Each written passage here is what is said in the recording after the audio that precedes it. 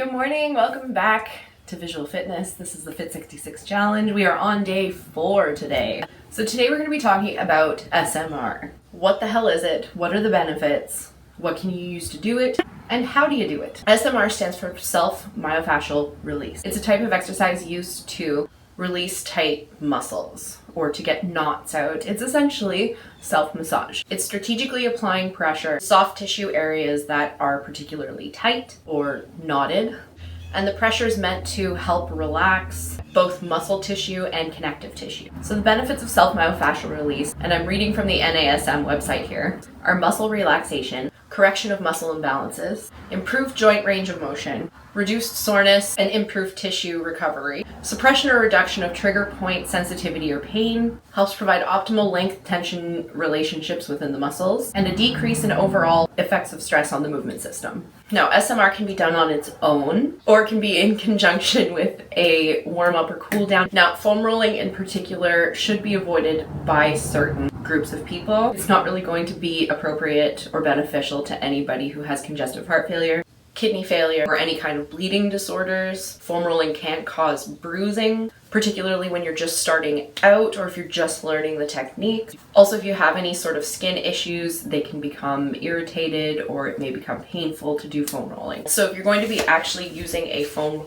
roller, particularly one of this sort, less so with one like this, but we'll get into it, then you should probably get clearance from your medical professional if you happen to fall into one of those categories, or if you have a medical condition that makes you just a little bit weary as to whether or not you should be doing that. So what can you use to perform SMR at home? You don't need to have a fancy foam roller or anything like that in order to get the benefits from doing self-myofascial release. You can use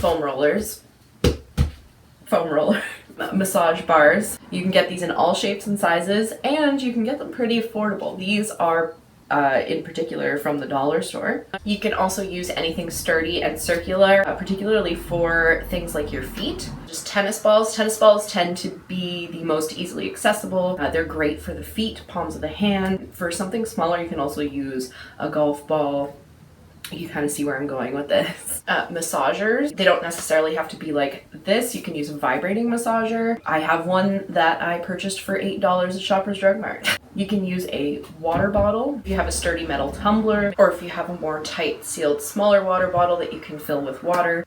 And if you're trying to simulate something like this to get on your back or harder to reach areas, you can use something like a broom handle. Now, the most common areas to use SMR on are the calves, the adductors or your inner thigh, TFL, so the outer thigh, Piriformis or around your butt, Latissimus Dorsi, so up in here, thoracic spine, so about your mid to upper back. And the main place you just want to avoid is going to be your lower back. So when using a massage bar such as this one, it's pretty easy to do essentially anywhere. And you can also use these for your back and shoulder areas. And these will typically roll in the one place. Now, to do a calf roll, you're going to place your heel just above your Achilles on top of the foam roller. Support yourself on your hands and place your opposite leg on top, just and across. And then you're going to use your upper arms to slowly massage the muscle.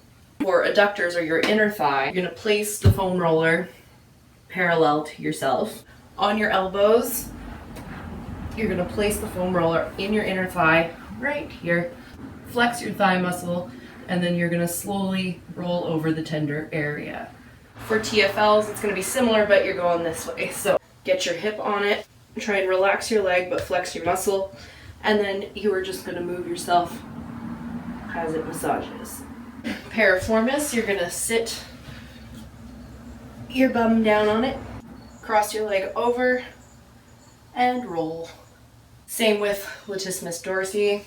You're using your body weight to do the actual massaging, and then you're just going to move yourself as you need to into the tender spots. For the thoracic spine, you're going to place your foam roller a little closer to your upper back. You don't want that foam roller to go to your lower back. Plant your feet, lower down onto it. Keep your hands in position because you're going to want to stay steady for this, and then you're going to just use your feet to leverage yourself forward and back and massage those muscles. So those are the SMR basics. If you have any questions, leave them down below. You can also contact me. Everything is linked down there. If you just come in on this video and you're not sure what this challenge is, I have a Fit 66 playlist listed under every one of these videos. So you can backtrack and go watch from the beginning, decide if you want to join or not. I am putting out a video every single day for 66 days.